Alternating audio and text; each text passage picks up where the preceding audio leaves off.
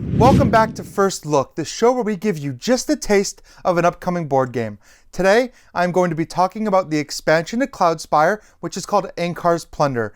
Now, for those of you who already know what Cloudspire is, you're probably very excited about this expansion and these two new factions that are going to be changing up the gameplay. However, if you have never played Cloudspire, you'll want to know that this is kind of a MOBA-inspired game that's played out over a large map using kind of poker chips and other high-quality components. This game features solo, cooperative, and PvP play, and if you're familiar with Chip Theory products, you're going to see the same detail and craftsmanship that you can expect from their other games like Too Many Bones. In fact, the components in this game are gorgeous, and you're going to have these neoprene mats, and the factions that come with the expansion are going to have these as well. So that's pretty cool, but I want to give you guys a taste of what's coming next for Cloudspire. So like I said, two new factions, the first of which is Horizon's Wrath, and this is kind of a pirate-inspired faction. In fact, you're actually going to be sky pirates on a floating airship that can move around the board. You're actually going to have this hex that's called your plank tile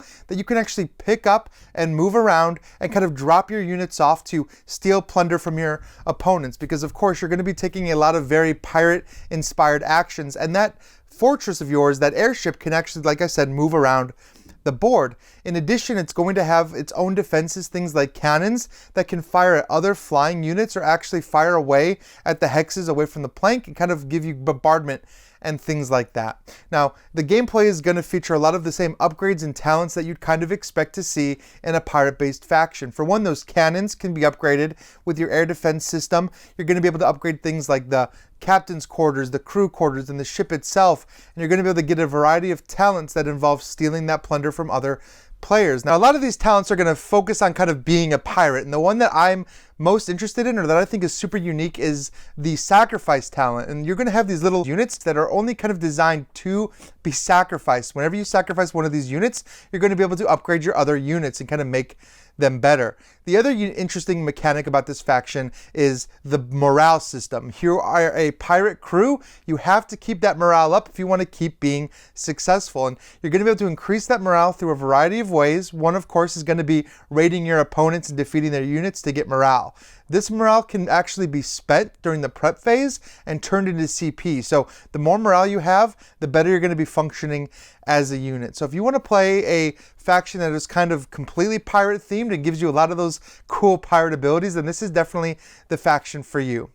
Now, the other faction that's included in the game, Uprising, kind of comes with its own little mini expansion as well. You're going to have a set of poker chips that are going to be added in to the market, and these are going to represent some of the mercenary factions that kind of make up the Uprising. You can actually take these chips and play with them even when you're not using the actual Uprising faction, so you can actually just put these into your base game and use them all the time. However, the Uprising is going to have a little bit of a benefit when they're using these units, and I'll talk about that in a second.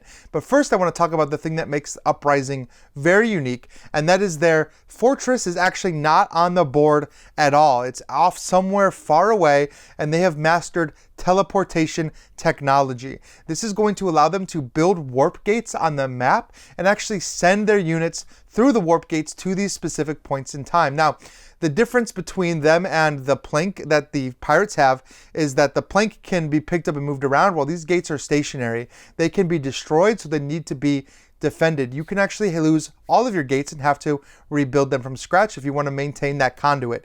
You're going to be able to build up to 4 of these and have them kind of spread out on the board. So that is one way they kind of change up the gameplay. The second is the way that the Uprising approaches the market phase. They're actually not going to be paying for market cards. You get your market cards during this phase for free.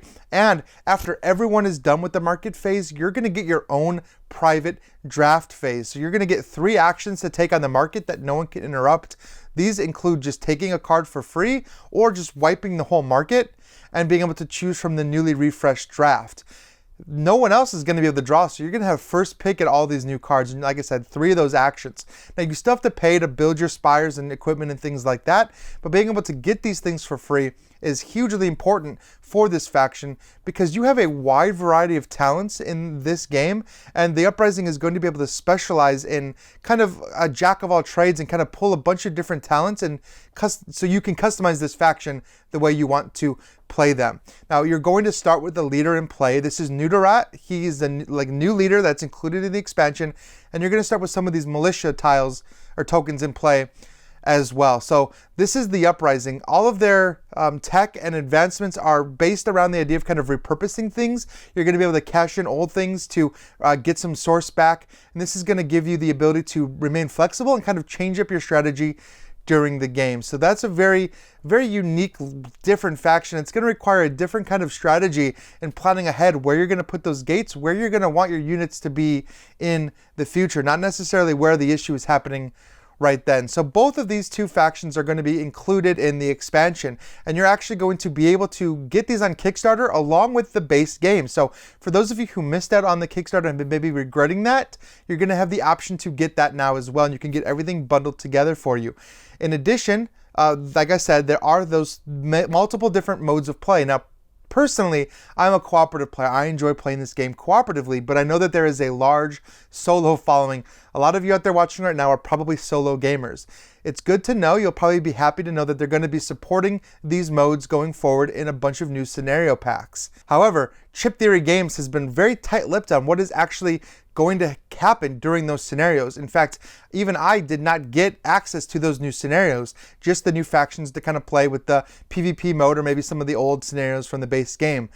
They're going to be changing the game. They're going to be introducing some new cool storylines and some things that they are keeping top secret. So you're probably just as excited as I am to find out what those are. So take a look at their Kickstarter page. Maybe they'll give out some teases as to what these scenarios and storylines are going to be. So I hope you enjoyed this first look at these two new factions. Tell me below in the comments which of these that you're most excited to play, or maybe just which of the factions of Cloudspire is your favorite. So thank you guys for watching First Look, and we'll see you next time.